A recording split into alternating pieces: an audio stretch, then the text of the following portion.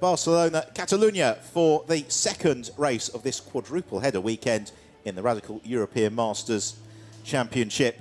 And if you didn't join us earlier on, well, you missed a thoroughly entertaining race that was claimed by Tristan Vidas with Bradley Smith in second position. It means that Smith leads the championship by just the 2 points over Vidas with 3 races to go.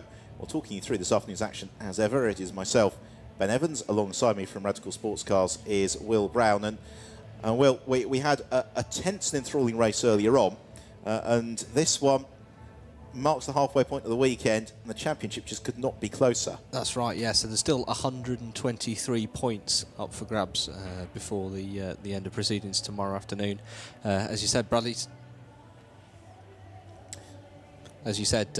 Smith is on 160 points, Tristan on 158. So by the slenderest of margins, we're still three races to play for. And it's Bradley Smith who again starts from pole position. Sharing the front row with him is the Estonian driver Tristan Vidas, and the pair of them in the first race, as it has been all season, comfortably in the class of the field. Now lining up in third place, this could be interesting. It's James Littlejohn who is taking the start in the number 2 car that he shares with Tony Wells as we look at the grid in full. So it's Bradley Smith and Tristan Vidas row 1, then James Littlejohn and Terence Woodward row 2, Christian Cronegard, Lance Capadia row 3, from Manhalals and Jaap Bartels, then Jeremy Ferguson and Constantine Calco will be hoping for a slightly longer race. John Harrison and Chris Hyman complete the top 6 rows, then Ozzy Youssef and Alain Costa, Henk Toist and Chris Hoy, Jean Gandar, Shahin Nouri, Alvaro Fontes, Bradley Ellis again hoping for better, then Roger Bromley and Nikolai Griazin, Marco Cincetti and Brian Cordwell, and then Simon Hulton on his own, 25th on the grid. So a huge field of cars setting off on their formation lap. 50 minutes of racing ahead of us, mandatory pit stop, and we've got one car that's stranded, and that is Ozzy Youssef, who is struggling to get away from the line. So Ozzy Youssef now is under power. And to explain, Will, there's 2 classes we've got. We've got the Masters class, which is for the SR8s. We've got the Super Sport class, which is for the SR3s. And we talked in the Masters class, Bradley Smith, Tristan Vidas, just 2 points between them. In the Super Sport class, Andy Cummings and Bradley Ellis did an early trip to the gravel trap, now only 6 points clear of Alvaro Fontes and Tony Fournette. Yes, and they, of course, in turn also just 7 points ahead of Roger Bromley. So, again, on 83 points, there's effectively 1.5 times the value overall still up for grabs. So, yeah, and Shahin Nouri is far from out of contention, the winner in the earlier race in the Super Sport class. Yeah, so there's a genuine 4-way battle in the Super Sports class. I think we can roll Joseph Collar out of it just because he's not here. But otherwise, everybody is in the mix, because I should explain the reason why this is a quadruple header is that you may have joined us for the slightly troubled weekend at Spa. So the way this weekend is structured is the race earlier on and this race are the Barcelona races as planned. Tomorrow's first race is the first race from Spa, which was the race that was halted without a result being declared. So we're going to have the SR8s and the SR3s. You may recall the Sunday morning treat we had in Spa, which was the SR3 only race, and that means the final race tomorrow afternoon is going to be SR8s only. Yeah, so qualifying tomorrow, grid positions will be determined by the second fastest time from this morning's Q1 will create the grid for race 3, and race 4 will be determined by the second fastest time in Q2. We just caught a glimpse there of Sir Chris Hoy, the Olympic cycling legend, 6 times a gold medalist, one of the faces of the London 2012 Games, who, since hanging up his spokes, has, is that a turb? Don't think it is. Well, it is now. Anyway, since retiring from cycling, he has set his sights on becoming a top-level racing driver, and he has been doing a lot of his learning last year in the Radical SR1 Cup before making the graduation to British GT this year. He now makes his Radical SR8 race debut this weekend. So we've got the cars all formed up behind the pace car. Magnificent sight as the nerves begin to build in the pit. So it's the white, grey and red car of Bradley Smith, the silver and purple car of Tristan Vidas, we'd expect to see them challenging, although maybe James Littlejohn will be in the mix early on too. Yeah, just as we saw at the latter stages of race 1 this morning, he was a real threat towards the end of the race. I think with a couple more laps, he definitely would have been a podium contention. So through the final turn, the pace car has peeled off. It's the responsibility of Bradley Smith to pace the field in the late afternoon sunshine as the race about to get underway. When the red lights change, which they do now, away we go.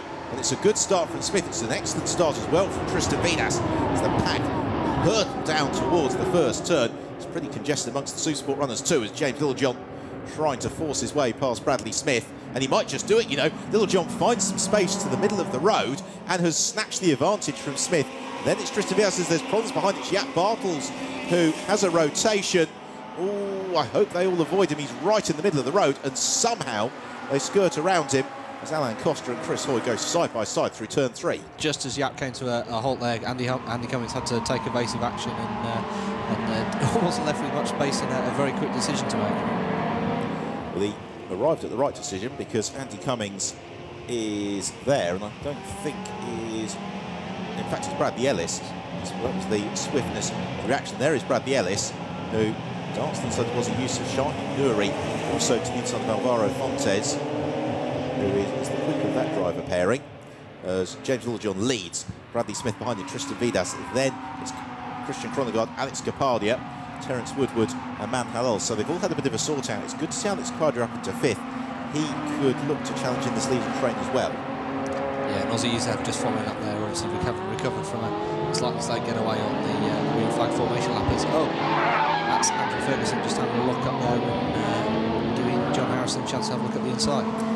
We also saw a change for 4th position as well, because Alex Capardia has found a way to the inside of Christian Kronegard as Alain Costa runs out very wide.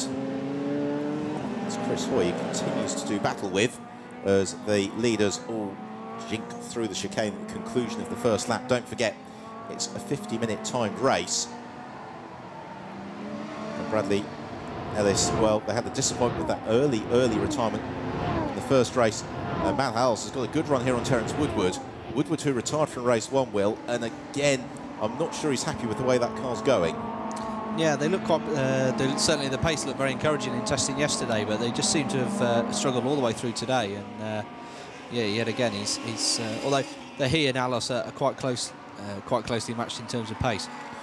Yeah, although we have then got Konstantin Kalko trying to thrust his way to the inside at turn 3. Couldn't quite find the opening as they arrive on the brakes into turn 4. And again, Kalko sees what is now substantially less than the Radicals' width to the inside of Terence Woodward. And poor Ross Kaiser didn't even get to race earlier on, as Shahin Nouri and Alvaro Fontes still side by side. Oh, and there's contact in the road, goes Fontes and into the gravel trap and tyre wall, and that could have a massive bearing on the Super Sport Championship, because Alvaro Fontes, I don't think, is going to get out of there. As watching on his Ross Kaiser, the reason for that is we saw Terence Woodward going sideways just before we cut to this incident, and that car looks very, very deeply embedded in the gravel trap there. But no, absolutely, of course, second in the championship at the moment. And now, unfortunately, beached and with damage to the rear of the car. Even if he were, by some miracle, to get going from where the car's come to a halt, he have a fairly long pit stop to get that rectified. It was just a case of trying to change direction a little bit too quickly. The aerodynamic grip in the car suddenly disappearing as he kept disputing side by side with Nouri. Yeah, you look there, Nouri just about manages to keep the car within the limits of the track, which of course he's entitled to do, and I think that possibly caught Alvaro slightly out. I was expecting him to drift slightly wider over the curbs. And the problem you have is when you change direction so quickly in a rapid turn like that, it just completely destabilises what the car's doing aerodynamically, which is why you'll see the car suddenly snapping in the opposite direction and having a spin. Yes, yeah, and Catalunya is a circuit that can often have quite unpredictable grip levels, particularly on a hot day. You know, it's been quite a warm autumnal afternoon here, and yeah, you'll find that it certainly has been slippery all weekend. So Aussie Youssef getting himself back up to pace in the Supersport class. It's Bradley Ellis who leads, Shahin Nouri who is in second position, as Tristan Vidas has been demoted here by Alex Capardia. So Capardia is motoring, and well, we saw this at Monza. They're not going to be plagued with any pit handicap time for this race because they finished a long... My mistake, in fact they will be. They've got 20 seconds that they've still got to contend with, but that compares to... So we just watched the move here again. Yeah, very clean pass by actually. It looks like Vidas ran wide there and Capadia saw the opportunity and took what was quite an easy overtake in the end, but he's going to have to put a fairly robust defence up to keep that position. Yeah, so Capadia's got 5 seconds left in the pits in comparison to Tristan Vidas. Bradley Smith has got, well, about 3 days longer than everybody else in the pits. So he's got 10 seconds more than Vidas anyway. So here is Capadia, who is trying to break clear of Tristan Vidas. More adventures further back, and that looks horribly Jeremy Ferguson shaped, going sideways. Well, I hope he's not beached himself, because that would potentially bring out a safety car. Well, Little John in command, and Little John does not have any success handicap time. So for Tony Wells, that could be a really good opportunity for him later on. Yeah, as James Littlejohn puts in the fastest lap of the race as well so far. So yeah, they're looking in a great shape and great position for the race win here. But there is still a long, long way to go. We've got the wave yellow flags, of course, through turns 1 and 2 for the recovery of Alvaro Fontes, as Terence Woodward has maybe got a bit more heat into the tyres, therefore getting the car working how he wants it to, because he's suddenly right back onto terms with Manhalos. He's brought Konstantin Kalko with him for company. They have got the flying John Harrison in pursuit as well. This is the fight for 6th, 7th and 8th place. This is much the same as the race 1 performance he had this morning, where there was a great pack of SR8s just within inches of each other, a couple of places behind the podium. Yeah, it's great to see such close racing. Now, that is quite interesting. Manhal Alos is running with 2 winglets on the front of the car. Most of the other SR8s just with the solitary one, as Kalko launches to the inside of Woodward and gains the position. Yes, yeah. The front dive plane's interesting, actually. It's very much down to field. In terms of outright performance and straight line performance of the car, don't make a huge amount of difference. It's more about how the car feels to the driver. So it's really a confidence thing more than anything else. If the pro drivers generally find they can run with a bit less front wing, and that'll give them the slightly higher corner speed. But yeah, you obviously opt in for the long sweeping corners here to get that extra front end grip, particularly through the opening part of the lap. Matt Haas, because he will do the full 50 minutes single-handedly, has got the luxury of setting the car up exactly how he wants it to perform. It's Konstantin Kalko all over the tail now of Alos, and Kalko just letting the race come to him. We're only in the concluding stage of the 4th lap. Here's another look at the pass on Woodward. Unusual to see an overtaking manoeuvre there, really. It almost looked like Woodward actually backed out of that slightly, like he almost let off slightly earlier than expected, as Bartels makes a nice clean pass on Nuri. So yeah, Bartels recovering. So through turn 1, an opportunity still for overtaking there, as the fast lap of the race has just been set by Alex Capadia. So Capadia has really got the move on as Kalko finds some space to the inside of Manhals. We didn't see the start of that pass, but we caught the end of it. Lovely manoeuvre from Konstantin Kalko. So that gains 6th position for Kalko. Christian Kronogard, though, is about 4.5 seconds up the road. So now Kalko's got to get his wiggle on somewhat and chase away. In the meantime, Terence Woodward and Manhalos, exactly as you were saying, Will, that they're running at pretty much the same pace as each other. They have just been joined by John Harrison, who's bridged that gap in no time at all. No, driving solo this weekend. Normally drives with Richard True in the Radical European Masters, of course, former VDV racers, Speed Series racers as well, but doing an excellent job on his own this weekend. And he will very shortly, I think, be looking if he can elevate himself up ahead of Woodward. Then we've got the gap back to Chris Hyman. He has got the car of Marco Cencetti just behind him. And Cencetti should never be discounted. Saw him at the start of the season alongside Marcello Maracciotto. Of course, after Maracciotto's incident in Spa, he had to rejoin the championship, so Cencetti has found seats elsewhere. But I think the difficulty for Cencetti is that he and Marcello got the car working absolutely to perfection as they went into that Spa weekend. And sometimes it's quite difficult to just jump into another another person's car and get it to do what you want it to. Yeah, absolutely. And I think if they'd been able to continue the partnership through the season, then they undoubtedly would have been the title threat.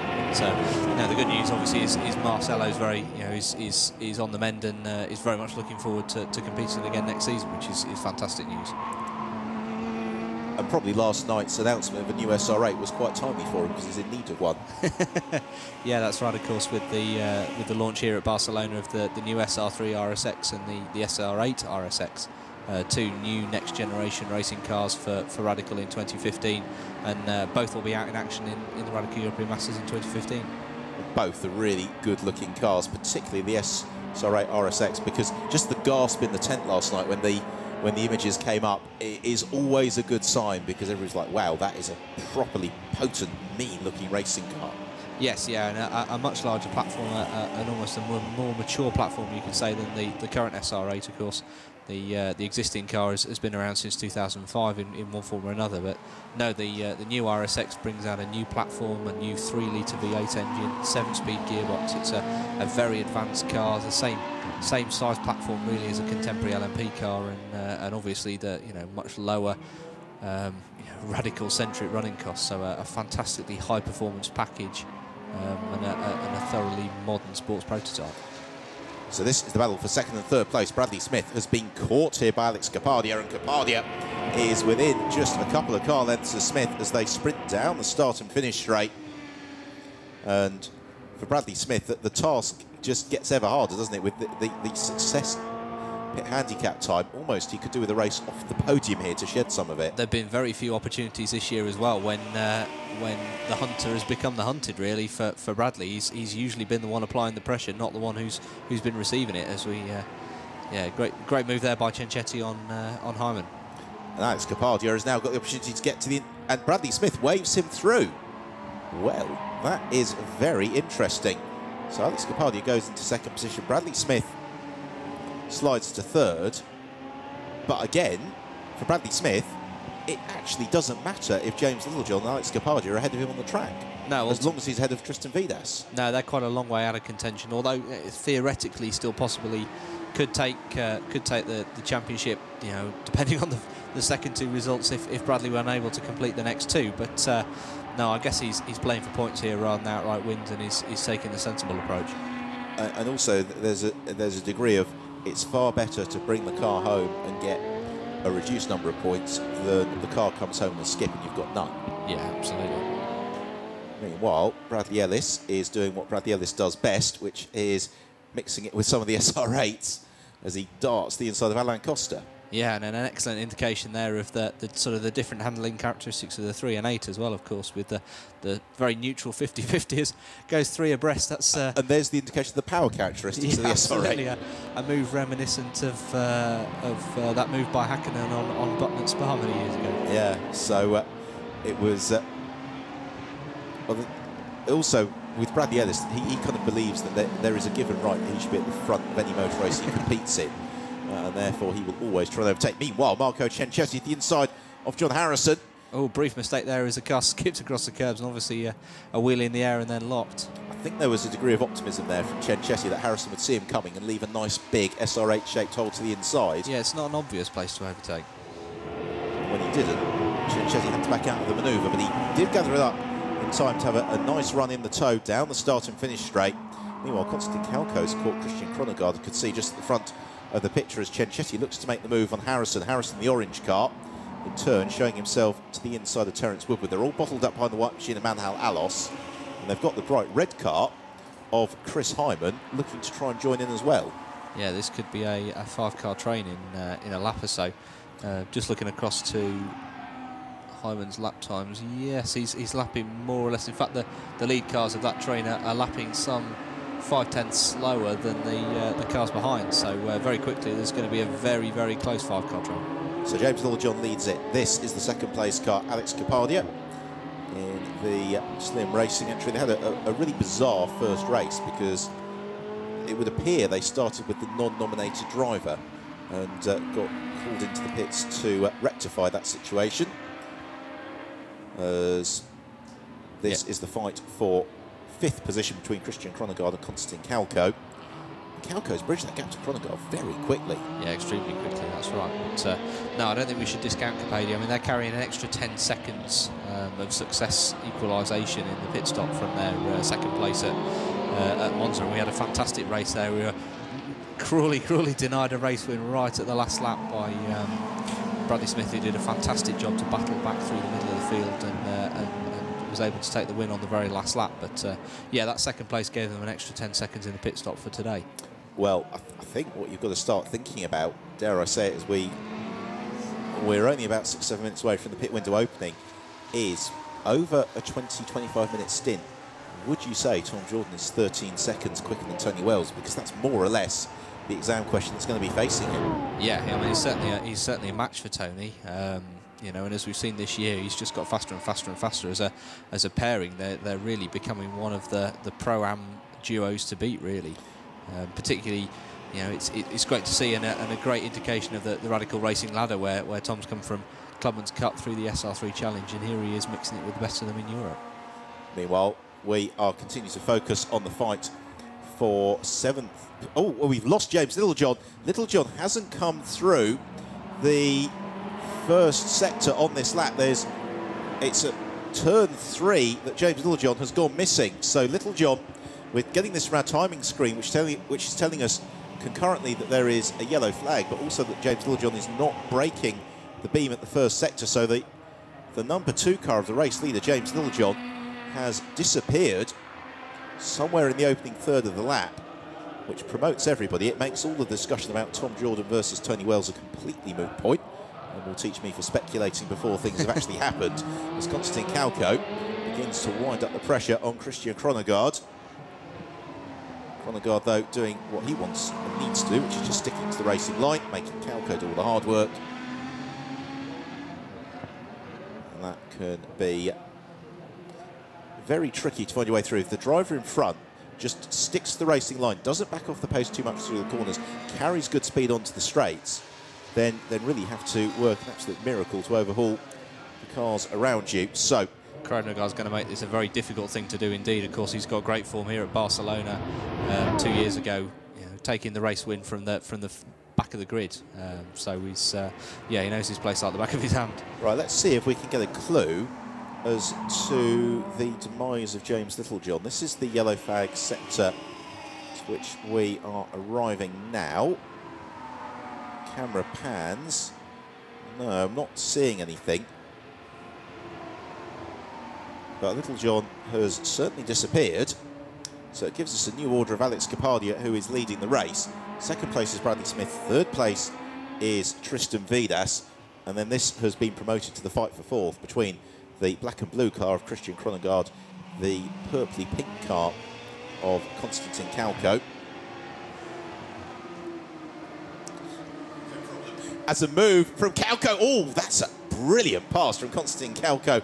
Not sure Christian Chronogard particularly wanted to let him have it, but Kalko was able to find a car's width, snuck past, and again, they have got no pit handicap time to contend with. Admittedly, they're about 30 seconds off the battle at the front of the field, but Jesus Fuster, when he takes over from Konstantin Kalko, might just magic a podium from this one. Yes, yeah, although, of course, if they're battling for position, then their lap times are going to suffer. So, just seeing a replay so here. Oh, that's a fantastic move by Harrison there to overtake Woodward. Really was. Another look at this pass from Kalko. Just airs with between them, but he makes it stick. And Christian Chronogard immediately has been dropped by Kalko, who has got fantastic pace underneath him. So across the line comes Kalko, and immediately he's the fastest of the leading quartet through the final sector. Here is our race leader then, Alex Capadia, who is one of the quickest drivers you'll find in the Radical European Masters, former single-seater racer in Formula First.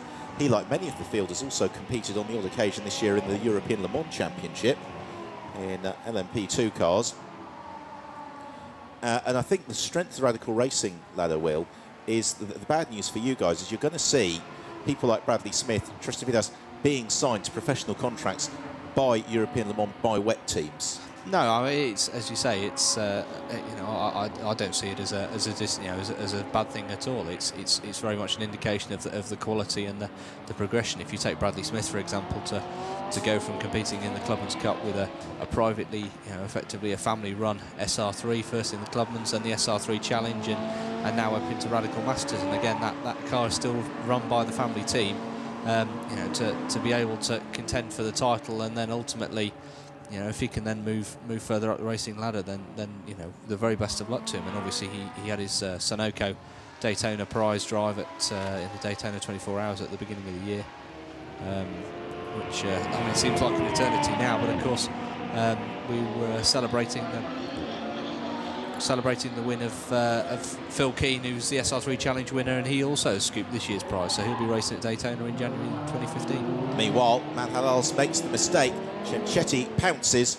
John Harrison can't quite squeeze through as the driver change is open, and the marshals have clearly taken umbrage at our accusations of their efficiency earlier on, so it's now being held out over the start and finish straight rather than just propped up in the window of the canopy. Yeah, so unlike some championships, of course, all the drivers are required to pass the pit open board before they can pit. This equalises the teams that have pit radios and those that don't. Everybody must complete effectively a lap under the pit open board before they can enter for their entry pit stop window. So that means that we're not going to see anybody ducking on this occasion. It will be next time around, and I suspect we will see Chris Hyman coming in at the end of the next lap, because at the moment he's being bought by that traffic, isn't he? And yeah, he needs Alex to be released into clear air to make the best advantage. At the same time, Terence Woodward might take the view that this is the right opportunity to bring Ross Kaiser into the car as well. In which case it's situation status quo after the pit stops. Exactly, and also John Harrison, Matt Halals, they've not exactly been slow this weekend. Meanwhile, Roger Bromley under attack from Nikolai Griazin. Griazin was... Oh, how on earth did Roger Bromley find that space? And that shows the lightning fast direction change to the SR3, because that was switchback overtaking at its very, very breast. Yeah, he seemed to manage to find an area of incredible grip there that Nikolai Sidley couldn't find, and was able to turn the car on a sixpence and get the power down nice and early. But it potentially comes to the point you were making earlier on, Will. We're at the end of a long, hot day of motor racing. We've had big GT cars out a few moments ago. As Nikolai Griazin assists Jean Gandar in heading into the pits early for his pit stop. Yeah, I think Brian Poulter, the race steward, may well be looking at that to see another angle of it. Well, it's hard. From that angle, you couldn't say whether or not they made contact. No, absolutely, but... the other one, you could maybe draw a slightly different conclusion. In Griazin's defence. So there is Simon Hulton, Swedish driver, who is looking to progress up the order. This, by the way, is the fight for third place in the Supersport class, because with the exception of Bradley Ellis and Shahi Nouri, they're all together as we turn our attention back to Tristan Vidas. So just to confirm the order for you, it is Kapadia who leads. Second place is Bradley Smith. Third place is Tristan Vidas. In fourth place, Konstantin Kauko. Fifth is Christian Kronengaard. And Will Brown will be giving you lottery numbers later on, because, as he called it, Chris Hyman and Terence Woodward dive straight into the pits at the first opportunity, as does Matt Halalos. Yeah, so this is going to be a fantastic battle after the flag. These drivers all pretty much identical in track on the run into the pits, and yeah, they'll be leaving in tandem as well. Tristan Vidas and Bradley Smith, they both elected to peel in fairly early on in the first race. Not quite a half-race distance, we're just a couple of minutes away from that at the moment. Chris Hyman sprinting back across the pit lane to the timing screens there, obviously very eager to see where they are in the race and what the possible permutations are. As Shahin Nouri also dives in from second in the Supersports class. And here comes second place man or third place man in the race rather, and the second place man in the race. So Bradley Smith and Tristan Vidas both head pitwards at the same moment. Now, in the race earlier on, there was no way that Bradley Smith was going to make up 20 seconds on Tristan Vidas. I think Bradley will rather fancy his chances here of maybe, just maybe, chasing Tristan down in the second half of the race, which could explain why he let Kapadia go earlier on, so he could conserve his tyres. Yes, yeah, as I said, all weekend the drivers have been commenting that it does feel like quite a slippery circuit here this weekend. So Yeah, and obviously we're at the end of the season. They've sort of reached their maximum tyre allocations for the year now as well. So yeah, that might have been quite a shrewd move to just hang back and play the long game, and hopefully he'll have something in reserve to attack at the end of the race. And I think that's, for me, been the real noticeable development for Bradley this year, is that the step from the SR3 to the SR8 is immense. The SR8s are fantastically quick, right? Well, so are the SR3s, but the SR8s are at a real step on. And I got the sense in the first couple of races of the season that Bradley was mentally just getting really in tune with the car. You can now see the way he's driving, the way he's thinking tactically. He is so far ahead of what the car's doing. Yes, and it does take a different driving style to drive the SR8 from the SR3, in that the weight distribution in the car is more rearward. In the 8, obviously, you've got a significant amount more power. So, yeah, you have to think a little bit more about where you place the car and how you enter the corner in terms of your exit speed, whereas the SR3 is much more about maintaining speed all the way through the corner in the lap. It's akin, I always sort of described, it's a bit like sort of what used to be the old 250 motorcycle racing versus 500. It's much more about carrying the corner speed. I'm going to get a bit teary now about the old 2-stroke Grand Prix days. As well, that's interesting. Bradley Smith's pit stop wasn't quite as good as that of Tristan Vidas. So Smith was 11 seconds more in the pits, so he lost a second to Vidas unnecessarily. Yes, yeah, and that may well have. I don't know if he just stalled a moment or possibly was held up by the traffic, because he's been quite a busy pit stop, a couple of laps. So in comes Konstantin Kalko, hand over to Jesus Fuster. Also in just behind him is Konstantin Kalko. Jean Gandar is just in front of him. So Alex Kapadia, not unsurprisingly, continues to stay out, which is a shrewd move, both in terms of Kapadia's pace, quite clearly, but also that it's going to be a much quieter pit lane by the time he does choose to duck in. Drivers sprinting up and down the pit area of the race, then a little bit of flux, as we know that Vidas has emerged and will have emerged the best part of 11 seconds clear of Bradley Smith, which is quite an arse for Bradley. But what we didn't get a sense of in the first half of the race is actually how much in reserve either Tristan Vidas or Bradley Smith have got. No, that's right. And we just as we wait for the timer screens to effectively unwind themselves, Tristan Vidas flashes over the line. This completes his 14th lap of the race. There is Bradley Smith. Right, what's the deficit between Vidas and Smith? Oh, it's come down, you know. It's been a very good outlap that from Bradley Smith. And now Jesus Fuster as well. If he can get up to speed, is he going to hold it? No, Smith just about takes him before the first corner. So Bradley Smith is about 7.9 seconds adrift of Tristan Vidas as into the pit lane. Comes Alex Kapadia. Essentially, it is almost a whole lap for Kapadia's hand over to Tom Jordan. As Alex is almost out of the car before it comes to a stop. I think it's going to be a big ask here for Tom Jordan to win the race, but certainly third position is very much up for grabs. Yeah, team there just going around, obviously checking all the ducks. Great opportunity to just give the car a cursory glance and not take any chances on the run to the final checker flag. As we see, yeah, Vidas now, and this is what we've talked about before, where drivers, because of the as Rustin Askiniazos runs quite a long way off the track as Vidas passes him. Yeah, well, certainly syllabically, Rustam Askiniazov is, I had it right in the first race. Anyway, Rustam is syllabically one of the biggest names in international motorsport. Whether or not he becomes figuratively as well remains to be seen. There's Akin Wayazov. As into the final chicane comes Tristan Vidas, and there comes Tom Jordan. Ooh, this is going to be fascinating. Tom Jordan has got basically the length of the entire pit straight's worth of advantage over Tristan Vidas and Bradley Smith. And there are a couple of quick SR3s in there as well. I think we're seeing the battle for the Supersport, or certainly Supersport's second position there, effectively played out in track in front of us.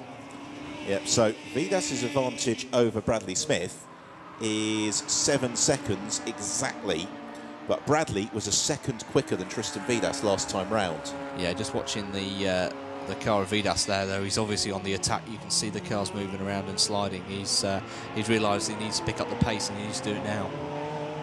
Well, Tom Jordan came agonisingly close to winning the second of the races in Monza in not dissimilar circumstances. Yeah, had it not been for an inconveniently placed yellow flag, then he may well have held on to the win, because his defence of Smith was exemplary, really, for lap after lap after lap in the final stages of the Monza second race. But I think 8 seconds over 20 minutes here is going to be a big ask of Tom Jordan. That said, he has developed so much as a driver. He's another of the drivers who's come all the way through the Radical Racing ladder. He has learnt an awful lot, being partnered with Alex Capadia as Marco Cencetti hits in from the lead of the race, essentially. So Cencetti is in. And that is to hand over to Gabriel Rosa. So here comes Tom Jordan. Conclusion of his outlap, negotiates the final turn. But again, Will, circuit here, Barcelona, it's not unlike Monza, which is, if you can get the exit from a couple of key turns absolutely spot on, you're going to be difficult to pass. Yeah, that's right. And it's a circuit where setup is key. Obviously, Caldwell realised or decided that being passed by Jordan wasn't in the script there, and shut the door on in the first corner. But yeah, no, it's setup's absolutely crucial here. If you can get a car that handles really well, particularly there are so many high-speed, long radius corners here. If you can get something that's just so beautifully balanced and neutral, you can carve huge times out of your opponents. So Ross Kaiser in pursuit then of Manhal Alos as they come out to the final turn and sprint along the start and finish straight. The bad news, Tom Jordan, is that Tristan Vidas was 4 seconds quicker than him last time through, and I think more worryingly for Tom Jordan, he's still bottled up behind Brian Caldwell as Manhal Alos has got all over his tail. Ross Kaiser, and Kaiser again thinks about finding a gap to the inside at turn 3. That is unlikely to end happily for anybody other than the Radical spare parts department, so they continue as they were, and they've got, for me, the driver of the weekend, John Harrison, up behind them. Yeah, absolutely. As I said, this is the same battle that was raging before the pit stop, and indeed was much the same in race 1. And yeah, Ross is finding it surprisingly difficult to get past Alos, and Manhal's having a superb drive this weekend as well. What's been so impressive about Manhal is he's just been so metronomically consistent. Because what we've seen in the past from Manhal is actually over a single lap, he's as quick as the guys like Ross Kaiser. It's just stringing together that consistency. As Rustam Akin-Yazov is coming under pressure in terms of lappery and Christian Kronengaard, but Rustam is also applying the pressure to Roger, quite literally, to Roger Green. Finds a way through. Roger obviously decided that discretion was the better part of valour there, and backed out to give Rustam the space should he slide any further. But now, of course, he's got a brace of SR8s on his tail. Yeah, one does wonder whether or not the Brian Porter Judge Dredd style instant justice may be applied to that number 8 car. It's had 1 or 2 moments as Jesus Fuster to the inside of Christian Kronengaard. Fair play to Christian. He braked so late for the turn then, because to all intents and purposes Jesus Fuster was through, but Christian Kronengaard braking super late, swooping across the racing line and maintaining 4th. Yeah, and just harking back to your consistency point there, well, it's very easy to hear sitting in the commentary box, but these are very physical cars to drive. They'll generate up to 2.5 G in these long corners at Barcelona. So at this stage in the race, and at the end of a day today like today, obviously normally we wouldn't have 2 50-minute Radical European Masters races in a day. So yeah, the tiredness will be starting to get in. They'll be feeling it in the neck, in the arms, in the legs as well. Well, the important thing is that the drivers in the hotel last night were taking the opportunity to preemptively hydrate for today's races. I'm sure they'll be doing the same tonight. Yes, absolutely. I'm sure it was water and a selection of other fizzy drinks. 1 or 2 of them actually went pretty bold and went with apple and orange juice. So we have got the battle for the lead here between Tom Jordan and Tristan Vidas. And Vidas is going to slide through and snatches the advantage, takes the lead of the race, and therefore on the road takes the lead of the championship. So Tristan Vidas out front and he is looking like he is well set to do the double this weekend in Barcelona. But, oh, not the double, he's done the first half of the quadruple this weekend in Barcelona if he stays where he is.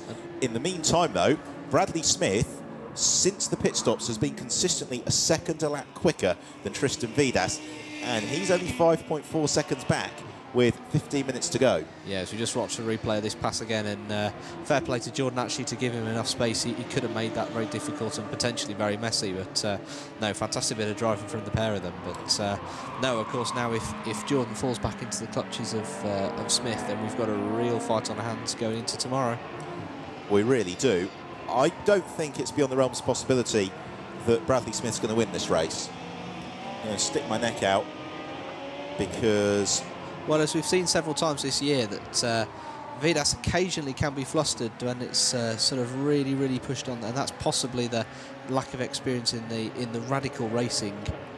Compared, obviously, new to the series this year, a lot of experience in French F4 and other single-seater disciplines as well, but not so much in the sort of radical long-distance arena. And Bradley, with the 40-minute SR3 challenge race experience, has possibly got the upper hand on him. And also the end of the race, those Clubman's Cup races that Bradley had with Matt Bell, where frankly neither of them could afford to relax for even half a second. No, not an inch was given. I remember the race at Brands Hatch when it effectively it all boiled down to the start and the reaction time from the lights, because for the rest of the race they were completely inseparable.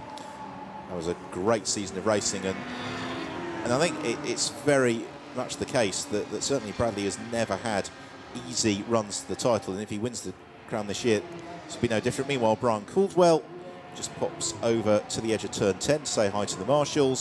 So we've got a stop-and-go penalty for Christian Kronegard and Jesus Fuster. So the reason for that penalty, we know not. I would surmise possibly a pit stop in front of it, maybe. Yeah, so either way, they've got to come for their pit stop penalty. Right now that Vidas is in a little bit of clear air, he is suddenly matching to the nearest tenth of a second Bradley Smith for his times, and Bradley's charge has been temporarily halted. Yeah, I think it was a pit stop infringement for Kronegard and Fuster, because they've got a 2-second stop-and-go penalty. Yes, yeah. All the while, actually, Smith is looking. He isn't actually gaining any ground on Jordan. Certainly, looking over the last lap, it's the gap remains at 5.3 seconds, which it has done for a couple of laps.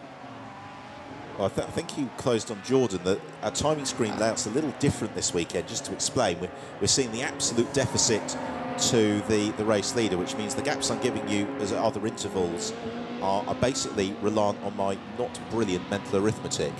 And, oh yes, as indeed you can see on screen there now, it's it's been reduced by 7/10 in the last lap. Scything through the traffic there is Tristan Vidas. In the Supersport class, Andy Cummings leads that by 20 seconds from Shaheen Nouri, and Brian Caldwell is in third, but being caught rapidly by Roger Bromley. Yeah, this is going to do wonders for Nouri's campaign, as he, of course, Alvaro right out at the start of the race and Bromley behind him. So, yeah, this is going to be fantastic and could propel him right up to second and well in contention for certainly the Supersport class battle. So, what I think that's going to do in the Supersport battle is actually have Roger Bromley and Shaheen Nouri tied on points in second place. Yeah, that's absolutely right. Which will be a lot of fun. Meanwhile, Bradley Smith has now caught up to Tom Jordan. They both put the lap on Andy Cummings, and Bradley Smith, over the course of that lap, due to the lappery for Tristan Vidas, has gained some ground. Meanwhile, John Harrison, we have a replay. Oh, we went for a gap at turn 9 that wasn't there. Good reaction time, sir, on the anchors, but that is a really exposed position to come to a halt. I have a horrible feeling that he won't be recovering from there either. I have a horrible feeling that might just prompt the trigger-marked safety car from Brian Poulter. Yes, and if it does, it's going to make these last 11 minutes of the race very interesting, because, of course, there's some traffic in between the leader and Vidas. So, meanwhile, leader and Smith, rather. Meanwhile, Bradley Smith has found a way past Tom Jordan up into second position. Tom, though, has got absolutely no concerns whatsoever about losing that third place. As, yeah, there is the recovery work ongoing. So I think we are going to do it under waved yellows. but understandably the driver's backing off substantially into that turn. So Tom is, by the time Chronogard has served his drive-through penalty and stop and go, then he's going to have the best part of 40 seconds over Ross Kaiser, barring a mechanical disaster or just a momentary lapse of concentration. But it's one of those slightly strange things, because Alex Carter and Tom Jordan have got on the podium in Monza, they've got on the podium again today, that the way the pit balances out with the pit stop is actually they're not having the opportunity to win. If they didn't have any pit handicaps on, they'd probably be looking to challenge for the victories. But at the same time, you'd say, well, no, the fact that you are on the podium race after race after race after race means you should be subject to the pit handicaps. Well, this is the beauty of the system, is it works so well to equalise people out, because you know, it creates a huge mixture of different podiums. But as you say, if you'll find that you can finish maybe consistently third on the podium, but trying to win outright consecutively in 3 races is extremely difficult. So yeah, it's exactly the reason why it carries over for 2 races and up to 30 seconds of additional success seconds. Well, Bradley Smith and Tristan Vidas are well set to be carrying 30 seconds into tomorrow, that's for sure. As Smith and Vidas, this is turning into a real shootout between the pair of them. In the meantime, James Abbott looks to the inside of Gavin Kershaw. Those are 2 drivers you probably don't want to be catching the late stage of the race to put a lap onto, just because they're both, in their own right, very quick, hard-charging drivers. I think the fact they're coming out to be lapped shows the sheer pace that Vidas and Smith are setting, although, of course, Kershaw and James both taking over from slightly slower pilots from the first half of the race. Yeah, of course, both test and development drivers in their own right, with James for Radical and Gavin for Lotus. So yeah, this could be an interesting dynamic, because ultimately they'll be fighting to unlap themselves, or certainly to battle back up the field from probably a lower position than they would ordinarily race at. Well, they're currently battling over 13th and 14th place, so it's the bright yellow and white car of Gavin Kershaw, who is first in Vidas's sights, and Gavin just moves aside, doesn't really delay his lap particularly, but allows Vidas to side pass. That was a good lap from Vidas last time around. He re-exerted a 5-second buffer over Bradley Smith.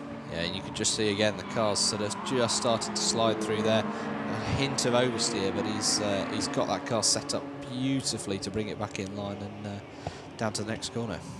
Really does. So through the turn 5 hairpin, in pursuit of James Abbott for Tristan Vidas.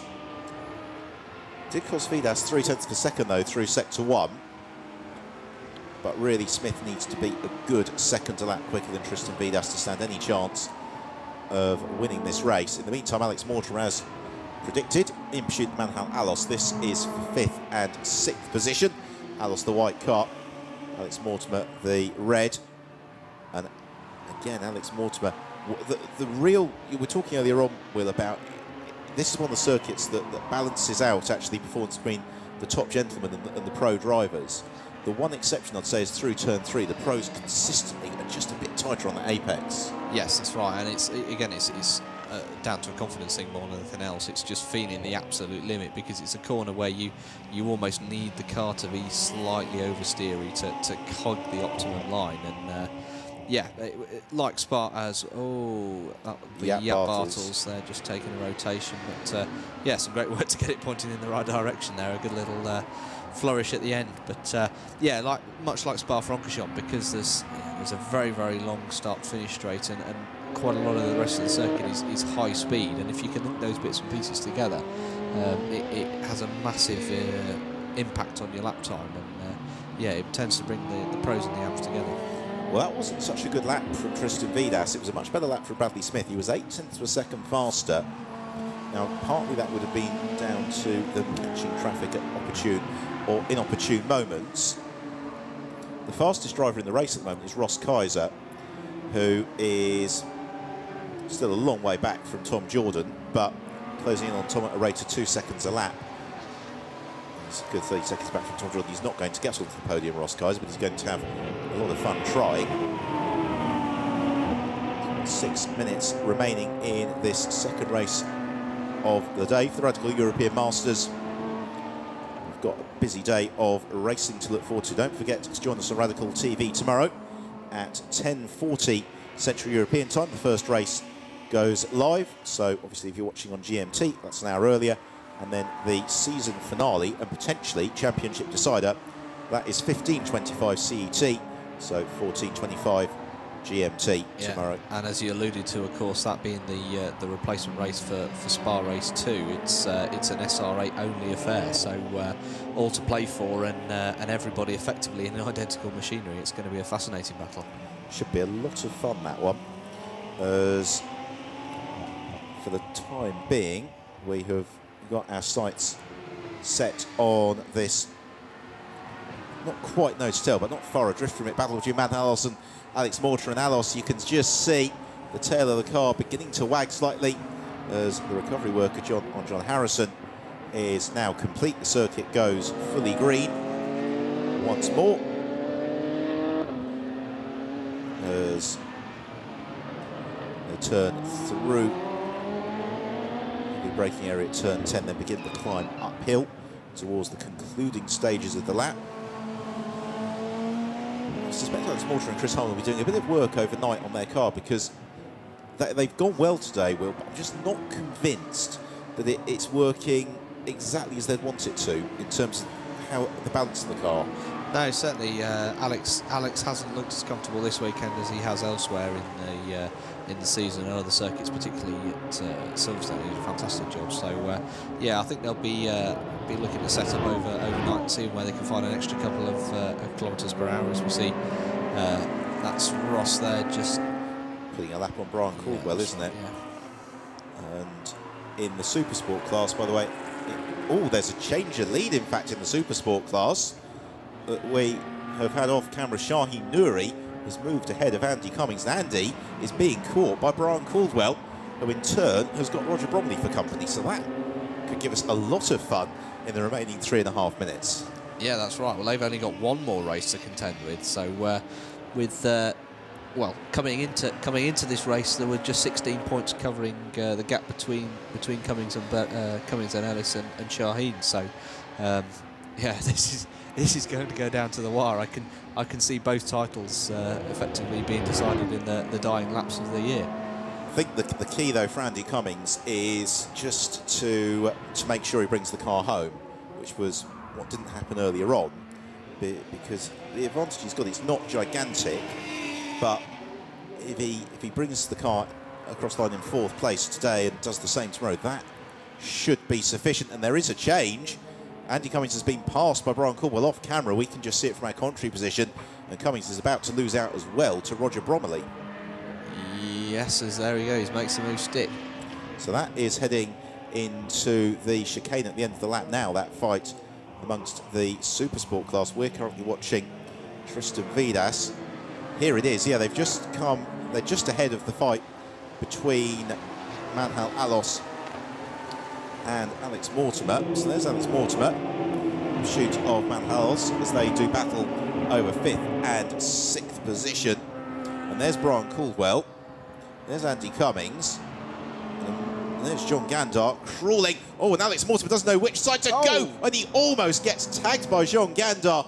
And that was fantastically fast reactions from Alex Mortimer, because that could have been a pretty monstrous incident. And they needed to be, because that was a very slow-moving car. So, yeah, lightning quick there to pick a direction, and he luckily picked the right direction. And in the back of the picture, there's the 14 car, Roger Bromley, to the inside of Andy Cummings, as we're watching car of Rosa, but Roger Bromley makes the move stick on Andy Cummings. So Roger Bromley gains the place and goes up into 3rd place in the Super Sport class. Here's another look at it.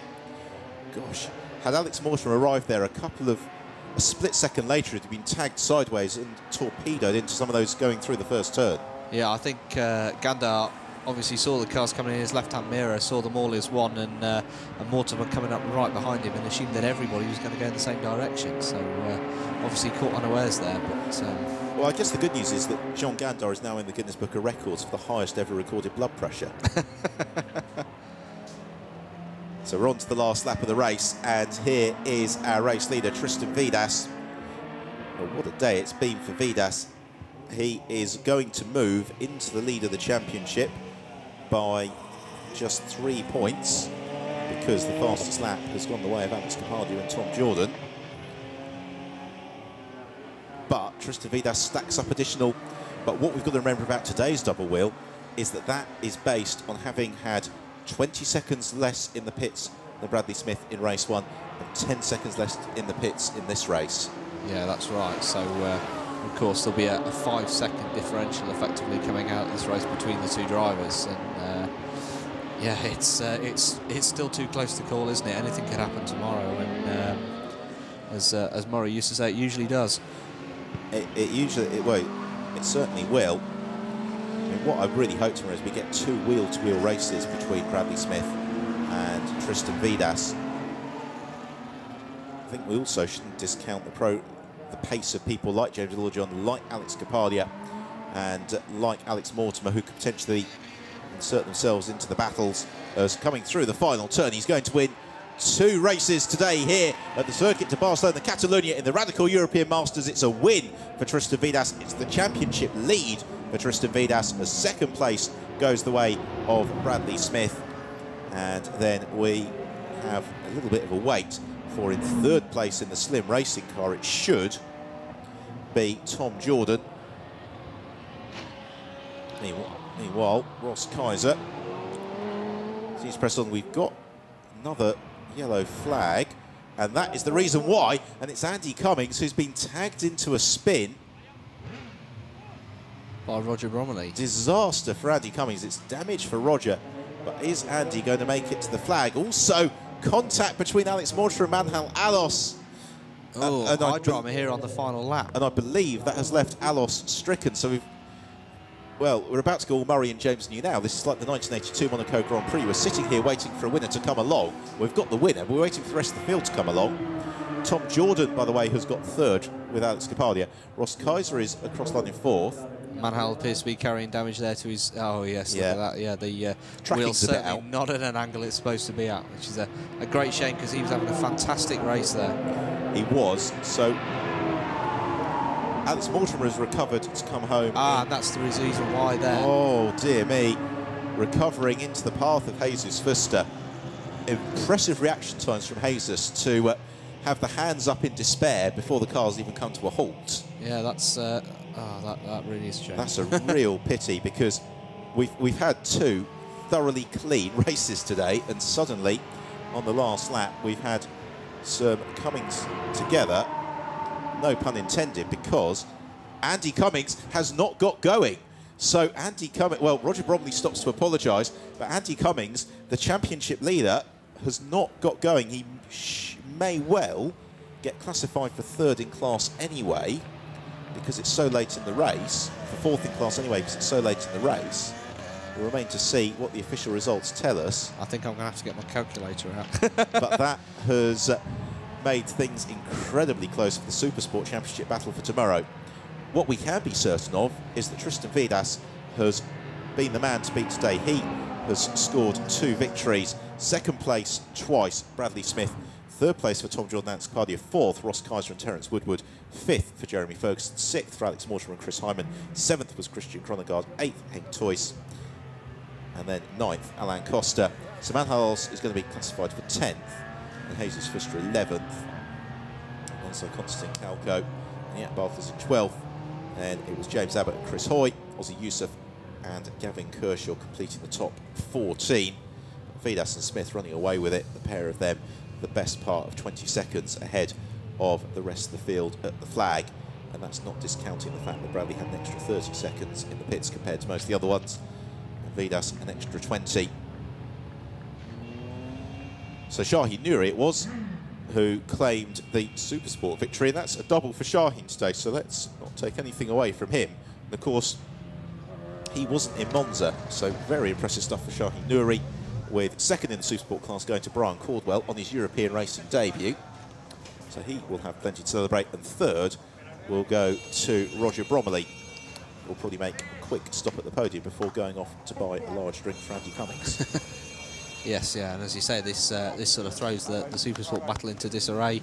You know, there's going to be a bit of well, yeah, a bit of head scratching over the. I don't think, because I think they're going to get the classification for fourth in class because it was so late in the race. So essentially, they'll be counted as being lapped. That's the general way of it.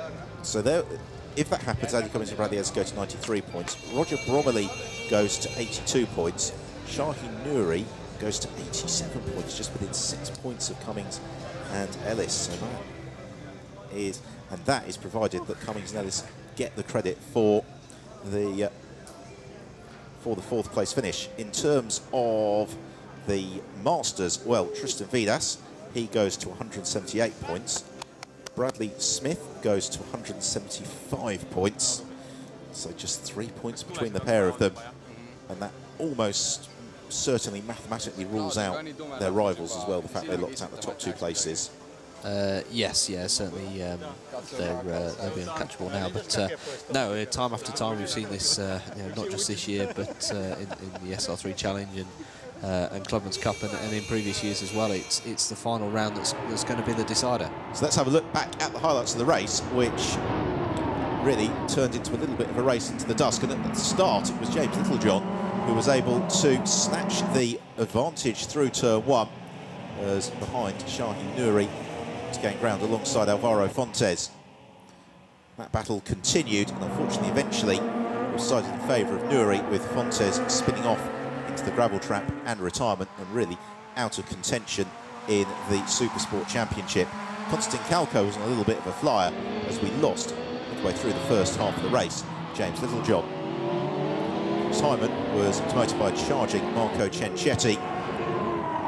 Bradley Ellis was thoroughly enjoying himself, mixing it with some of the SR8s through the corners and then being passed along the straights. Meanwhile, Constantine Calco and Jesus Fuster were flying until late on. John Harrison, another driver, put together an extremely strong performance as Jean Gandart was tipped into a spin. Well, post-pit stops, it was Tom Jordan who emerged in the lead, but he was quickly demoted by Tristan Vidas. Vidas then came through to make it his second victory of the weekend, with Bradley Smith in second place, Tom Jordan and Alex Kapadia completing the podium. So delight for Vidas. He celebrates a day well raced and elevation into the lead of the Radical European Masters Championship. So first of all, onto the rostrum for Tom Jordan, Alex Kapadia for their second podium in 3 races.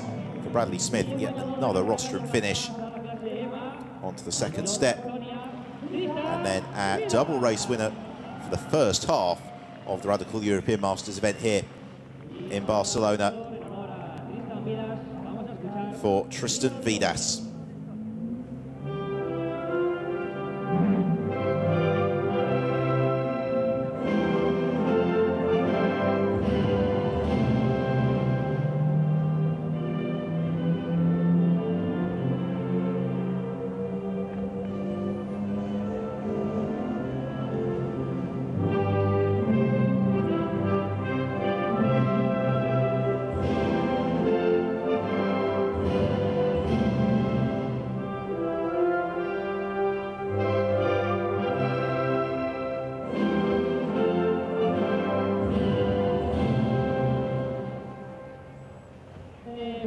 So the Estonian national anthem again to salute the performance of Tristan Vidas. As we move on to the presentation of the trophies, Kapadia and Jordan in third place.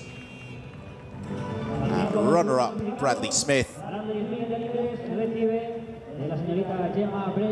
Congratulations to Bradley. 2 second places there. It means he loses the championship lead, but he's more than in contention because a double race winner, Tristan Vidas, is just 3 points ahead of Bradley Smith heading into the final 2 races of the season. So he receives the spoils of victory, which means as the drivers are about to pose for the cameras and then let rip with the Freycinet on the podium, it means it's time for myself, Ben Evans, and to work for Will Brown as well to say thank you for your company today.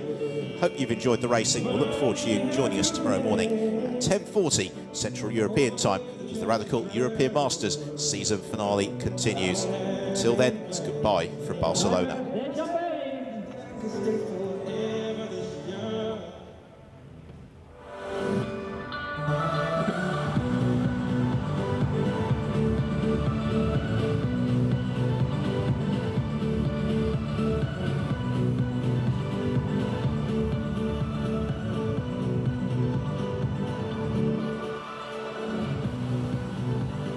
Este